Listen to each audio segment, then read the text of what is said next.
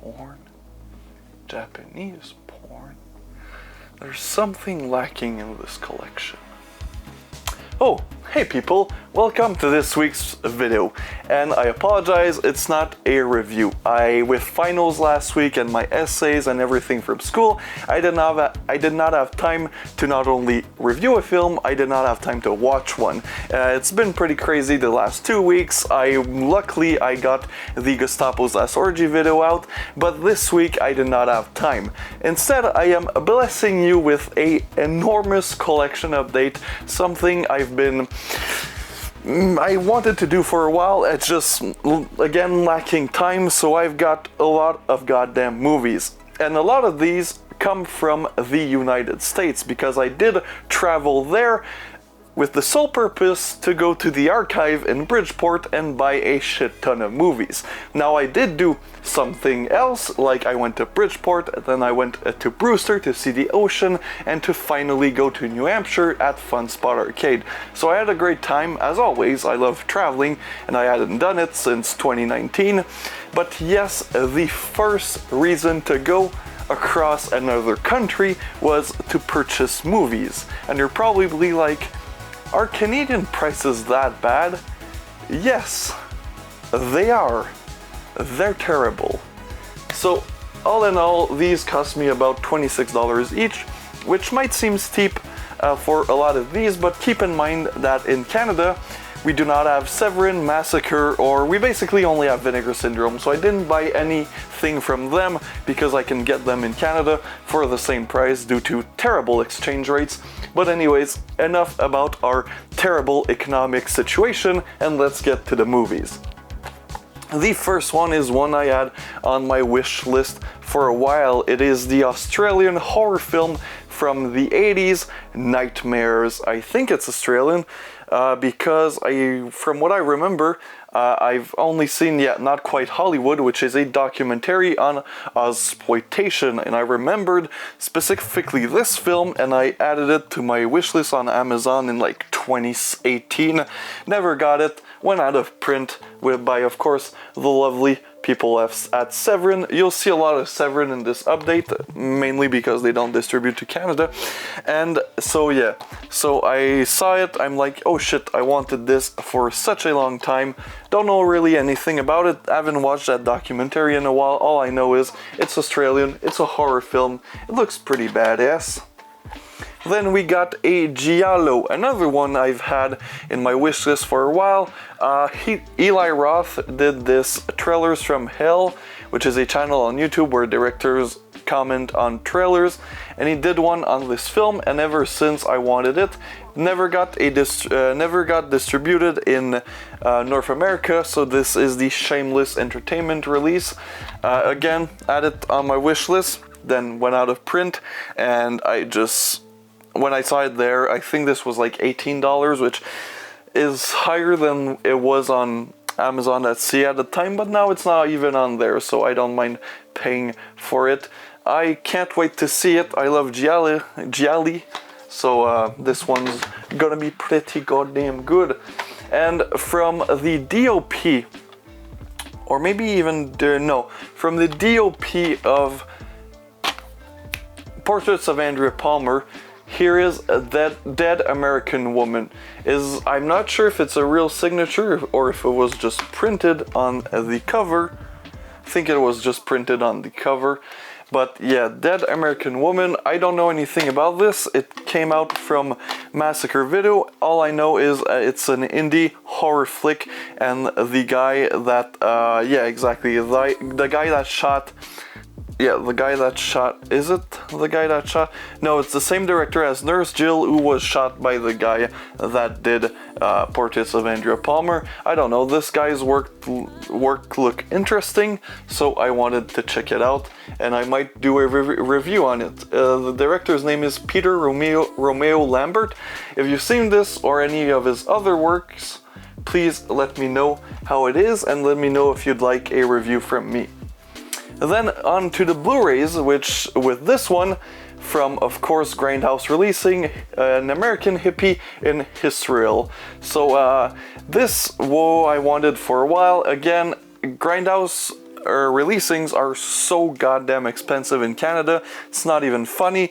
And I was looking for Deaf Games, but I didn't find it, probably because they sold out, which is highly probable. But I did find this. There was like one copy left, brand new, for like $20, I think, like 20 American dollars. So that was pretty goddamn cool. And it's a pretty bare bones release. This was before, not bare bones, but I mean, this was before, you know, Grindhouse releasing their crazy like 3-disc Blu-ray edition. Comes with a little poster. So it's just a regular Blu-ray case, and it's one of their first Blu-rays, if not their first. I know after that they went with, you know, Cannibal Holocaust and the like 3 discs crazy editions that they put out rarely, but you know, it's always worth the wait when Grindhouse Releasing puts out something. I wish I could get Deaf Games though. Possession, finally checking this one out. You know this film. You know this film. If you haven't seen it, you've heard about it. You've seen reviews. Everybody knows this goddamn movie.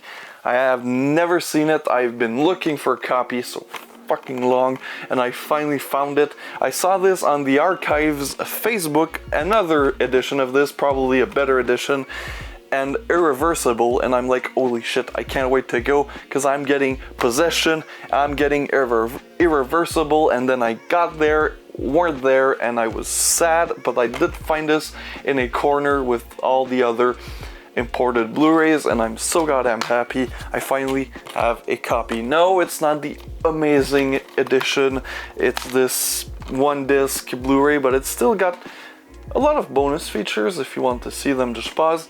So I'm pretty happy with my purchase, and again, this was $16 American. Like I said, it's overall like $26 each. Then we got a Scorpion Releasing, which they do ship to Canada through Kino, and they're not that pricey, but still I got it for a better price, and that's Human Experiments with, of course, Linda Haynes from such classics as Rolling Thunder. And I first saw Rolling Thunder not too long ago, and then I rewatched it recently after my classes on Vietnam at school, and holy shit, is she a great, and I apologize, that was a straight piped shitty car. So she was so amazing, and when I saw this, first of all, I bought this because it's a Video Nasties, I think, and also because she was in it, and it just looks so good. So I was really impressed with her as an actress, so I got this. So it's a Scorpion. Yeah, this is, I'm pretty sure, a Video Nasties, because I remember seeing this cover on like the Video Nasties list, so pretty cool. Always dope to beef up my gosh darn Video Nasties list. Now, a Blu-ray from a shitty company that also doesn't distribute in Canada. I wouldn't buy too much of their movies if they did. So, of course, it's Code Red. We all know Code Red is probably the worst distribution label in the history of boutique labels. Like, who genuinely likes Code Red as a company? Like, Bill goes on interviews and says, oh, well, I don't have enough money to do, you know, good transfer. Well, don't fucking do them then. Just don't. Just do something else. Find a day job. I don't know, Walmart is hiring. Just leave this goddamn... Anyways, the rats are coming, the werewolves are here. I saw Ben Simpsons, which is a pretty underrated YouTube channel, did a video essay on the works of Andy Milligan, and this just looked really cool. I did really enjoy, what's the name? Blood Rights. I know Blood Rights is the Ghastly Ones. I did really enjoy the Ghastly Ones. I do think I like Milligan's work. I think. I haven't seen too much of it. Now some underground cheese. I'll just move that away since I have a theme for the next two movies. The Song of Solomon from, of course, the American Guinea Pigs franchise. They had this and Bloodshock, or Sacrifice. Sacrifice is the bad one, Bloodshock is the good one. And I don't know, I wanted to buy one, and this one's the one that intrigued me the most. The Sick on Cinema boys did really do a good job on selling this one and Bloodshock, but Bloodshock just seemed too, you know, Debbie Downer. This looked more fun, so I might start reviewing the American Guinea Pig films. I haven't even seen the original franchise at all. I wanted to do a video on that last year. I'll probably do it this summer, you know, a full series review of the Guinea Pig movies from Japan. And then I'm really curious about this one. It's an exorcist film. It looks pretty gosh darn interesting. The effects, of course, are from Marcus Cook. Oh yeah, of course. So, directed by Stephen Barrow, the man behind Unearthed Films. So this just screams badass, awesome shit. This one, I think there's something, a piece of plastic rattling. I'll throw that out before my cat eats it, because she likes to eat anything. So this is, again, new discovery for me. Ryan Nicholson, which rest in peace. And he's Canadian, and he's probably one of the few extreme cinema Canadian filmmakers, well, not the few, but you know, one of the more notorious. And this is Star Vehicle. I wasn't sure. Again, they had a lot of his films. I wasn't sure between this or Fetus, or not Fetus, Hanger, or Feeder. I think they had. Anyways, I bought this one because the premise seemed the most interesting to me. And it looked more interesting to me. Yeah, I don't know what I wanted. Anyways, it looks badass. There's a lot of extras. Again, Unearthed Films really is really pushing Ryan Nicholson's filmography, doing a great job. I can't wait till they put out some Sam Hell stuff, because that'll be dope. And continuing on indie lower budgeted horror, the one I talked about earlier, Nurse Jill. I was recommended this again by the Sick on Cinema boys. We either talked about it on the podcast or prior to the podcast, because we usually talk a lot, because I love those boys. Anyways, the DOP is the same guy from Portraits of Andrea Palmer. This is also shot in 16mm, which, you know, if you've seen the Andrea Palmer review, you know that that makes me come in my pants. And it just looks cool. It's from the same director as Dead American Woman, I'm pretty sure. Yeah, Peter Romero Lambert. And yeah, looks pretty dope. Massacre Video, which again is not available in my fine country, and I think this one's even out of print, because I looked for it on eBay when the boys recommended it to me, and couldn't find like a copy at a decent price. Some more exploitation art house horror. Dark Waters. I watch a lot of Severin Cellar. People always go nuts for this film. They just nut everywhere for this film. This and Bad Boy, no, not Bad Boy Bubby, fucking Bag Boy Lover Boy. And it's supposedly, it's this very Lovecraftian nunsploitation, but actually good. Not a fan of nunsploitation. Anyway, it's this very Lovecraftian, well-crafted horror film, and from Spain, I believe so. Anyways, it looks awesome. The videos they show in the Severin Cellars, it just looks badass. I'm talking way too much. I still have 2 piles of movies. V. If I'm not mistaken, this is a Soviet era silent film, maybe? I don't know. It was very obscure for me. I've discovered it before Severin put it out, and then Severin put it out, and then I wanted to buy it, but again, my country, goddammit. Yeah, It's based on the same thing that Black Sunday from Mario Bava was based on, so that looks pretty cool. And it just looks very atmospheric, very visually striking, very beautiful. I love the cover. We don't get a lot of Soviet films in around here because they didn't produce a lot of boundary pushing films in Soviet Union because communism. So really can't wait to see this one. Finally, this one comes as a double bill. I wanted the special edition that was like $120 Canadian.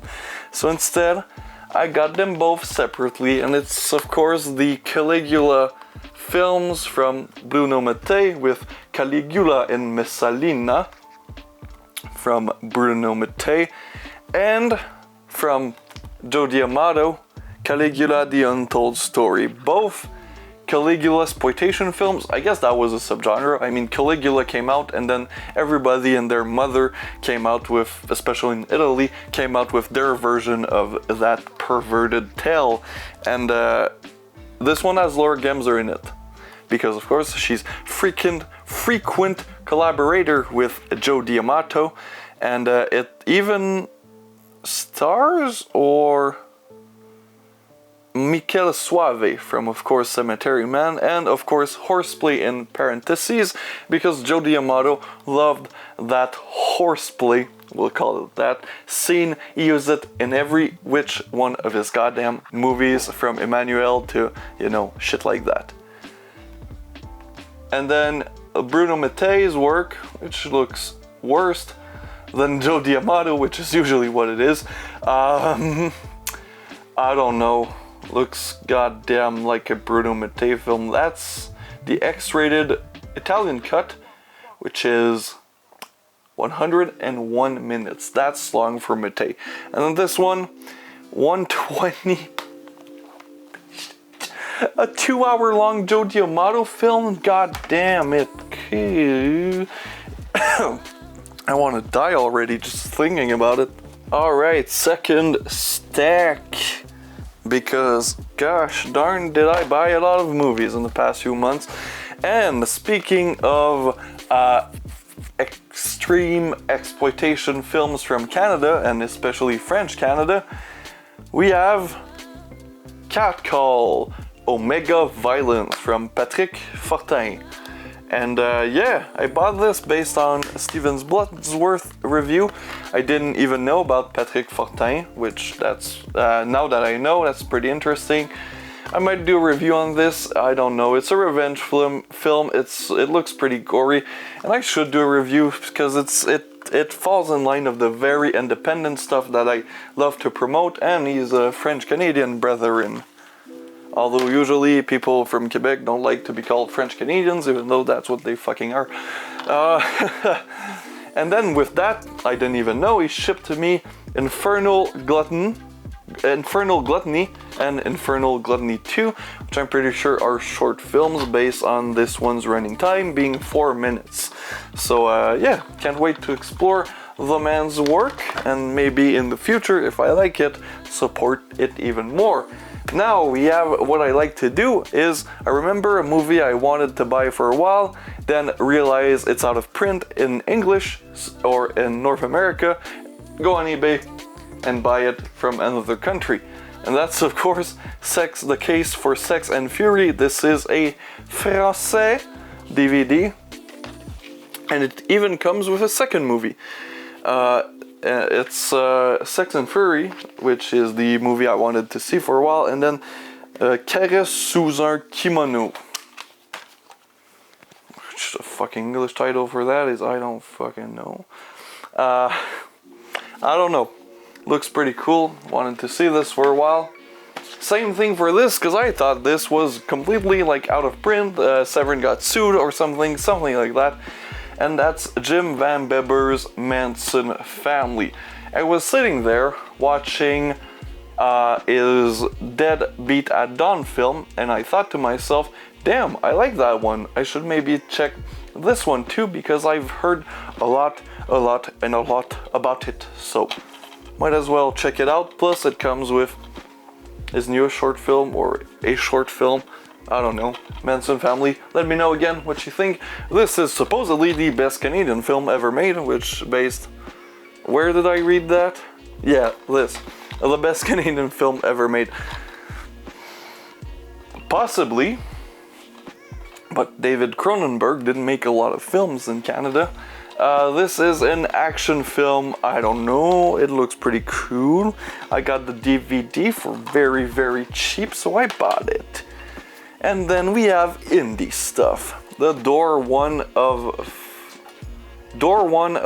The Five Doors of Hell, which is obviously a reference to Fulci. This is directed by something Connery, I think. I follow him on Instagram. It's released by SRS. I don't know, might check that one out, might review it, might not, I don't know. It's an indie film, so, you know, I like to support indie filmmakers. And then, speaking of Euro trash, which I wasn't talking at all about this, more Jean Rollin, which I've made a video about his films, check that one out. And you know, what's funny is I have older releases from Redemption, and then this is clearly the newer line. So, I have two 18s in my collection, and they're both Jean Rollin films. I have Fascination with Brigitte Lahaie, which I've seen Severin is releasing a couple of her films, and the old school Redemption, and then I have this one, and they're both number 18. So that's good thing I really don't have OCD about this type of shit, because holy shit. And then I ordered totally legit copies of the 5 following films. They are legit, they are legal. I did not purchase them on a website that sells bootleg. Just putting that out there, YouTube. I do not encourage pirating. The Human Pork Chop, which is of course a Hong Kong Category 3 film. Jonathan Doe did a really great review on it, so I probably won't do a review unless I watch it and I'm like, oh shit, I really want to talk about this film. It just looks good, just looks like some good trashy Hong Kong filmmaking. This one I do plan on reviewing because it is of course from a director that I've talked so goddamn much about, and that's Isayasu Sato's Rewind. I don't know anything about this. This is from their line of like Pinku films. It sounds pretty interesting. It's a pseudo snuff, or somebody finds a snuff film, something like that. Is Pinku Ega thriller that is obviously influenced by Michael Powell's classic Peeping Tom, which I think was kind of found footage. I don't know, pseudo snuff. I don't fucking know, but I'll review it probably pretty soon because my man Isayasu Sato is the PIMP, the OG. I don't know, Mark of the Devil 2. I didn't even know that was a thing. I have the first one. I love the first one. One of the earliest of that type of film, obviously inspired by Witchfinder General, but boosted the exploitation to 100, and this looks to be quite the same. Very gritty, very violent, very sleazy. Looks good. Then we have some more Franco. This is late era Franco, 80s to be exact. Back in Spain, Franco, Lina Romay married to Franco era. I'm planning quite the extensive video on Franco, so this was perfect because the video I'm planning is breaking down Franco by eras of his filmmaking, and I'm lacking some of his later Spanish Lina Romay low budget trash from the 80s. Franco really dipped, like 60s was good, 70s he had his moments, and then 80s he crashed, and most of his films from the 80s are fucking awful, except for Faceless and Bloody Birthday, which which wasn't, and I haven't seen Neurosis yet. I can't fucking wait. Finally, for this pile, then I've got a last one. The last one is not as awesome. It's fucking pickup trucks.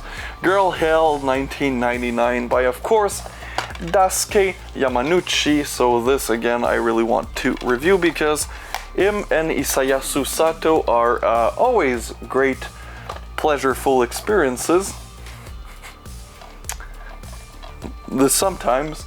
And I don't know, I just really, both of their filmography really interests me, and I want to, you know, review all of their movies I can get my hands on. So this one is pretty notorious. Mr. Gigi made a review calling it porn, which is absurdly fucking untrue, but you know, what do you expect? Review was good, just, you know, this started being movies kind of reviews are usually not my type. Not that they usually propagate false ideas about these films. Anyways, that's a video for another day. The Gestapo SG, which was my last week's review, not this week, sorry again. Anyways, this is such an amazing release for such an amazing film. This really got the treatment it deserved. There's like a lot of posters and it just looks so fucking cool. The cover, there's a little poster, you get in there, and a little poster, a little booklet. It's really, this movie really got the like A+ premium treatment from 88 Films that honestly it deserved, because it's fucking, this movie's good. But yeah, check out my review for more of that. Then, you remember last update, I talked about a video store close to where I live that was open. They were selling most of their stuff for 50% or more or less. Yeah, that place is closing. Another one bites the dust, am I right, boys? Anyways, I went there and bought a shit ton of shit, including Free Fire, which is a really good modern film. One of my favorite from the year that it was released, which is, I don't remember. Anyways, it's from director Ben Wheatley, and it's pretty entertaining. I like it. The Boondock Saints, which is of course a cult classic. These are just your typical, you know, big studio releases, so I don't want to spend too much time on that. Death Race 2050, which is obviously a remake of Death Race, but this one is more involved from Roger Corman. For now, and from what I've heard, it's terrible. I wanted to watch it the other day, and then I got discouraged by, you know, the rating on IMDb, and I watched something else instead, which was probably way better. Hereditary. Yeah, I'm jumping on the Hereditary Midsummer hype train. I only have Hereditary right now. I haven't watched it, or Midsummer even. So many people talk about these movies, and I wasn't the biggest fan of The Beach, but you know, it looks okay. I don't know. It talks about dread, and it's depressing as shit, and I probably won't watch it for a while because I don't need more depressing shit in my life. Speaking of which, Octobre, which is a Québécois film about the FLQ, which were a group of revolutionaries in the 70s that kidnapped political figures to promote the idea of an independent state of Quebec. Everybody listen to that was your free history lesson for the day. Anyway, this movie is not great. It's clearly all shot in studio. The cinematography is very, very boring. It's all tripod shots. There is no real movement. I don't know. It's not bad. I don't even know why I talk too much about this film. You can't buy it anymore. It's been out of print. It's not available in the States. It's not available in. It might have English subtitles, maybe, probably not. And it's good. It's okay. My Quebecois and French Canadian brethrens, we'll talk about it in the comments. Probably people from Quebec like it. I thought it was okay. Q&A. I've been searching for this goddamn DVD for so long. I've wanted to see this movie. As a fan of the old school O&A show, Jim Norton would always make reference to it. It's not good. Nick Nolte's parts are the only good ones, but he's like not even in half the film. Even though the movie's about his character, I don't know. I didn't like it at all. Antichrist by Lars von Trier. I haven't seen it yet. This one looks interesting. The very, very credible, totally not CGI'd knife in this man's hand. The just generally amazing cover design. The text, the title, Kitty Killers. A violent journey toward morbid enlightenment. Actors, I don't fucking know. But basically, this is a movie from 2006, and it's a very low budget, very independent film from that era. I've been wanting to get into more of those. This looked honestly like a August Underground ripoff, pseudo snuff film. From the company TerrorVision. I'm curious if anyone has seen this film, which would be very surprising. Please let me know if it's worth a watch and if it's worth a review. Summer of '84. I don't know. I haven't seen it yet. Not spending $40 on the goddamn Blu-ray. Dr. Giggles. These are like ex-rental cases. I need to replace them. But yeah, Dr. Giggles. Again, one that I've heard about for a while. It's out of print. It stars somebody. Finally, okay, yeah, I haven't watched a lot of movies recently. I can't say too much about these. Finally, The Uninvited, the Criterion DVD, but still, you know, a Criterion that I bought for like $8, not even. And yeah, The Uninvited, classic 50s horror cinema. That's pretty much it, boys. That'll do. That's been quite an extensive update. And next week I'm back to the regular schedule and it'll be a review. I apologize again for not putting out a review right now. It's just last few weeks I've been hectic. Thank you for your understanding and see you guys next time. Fuck.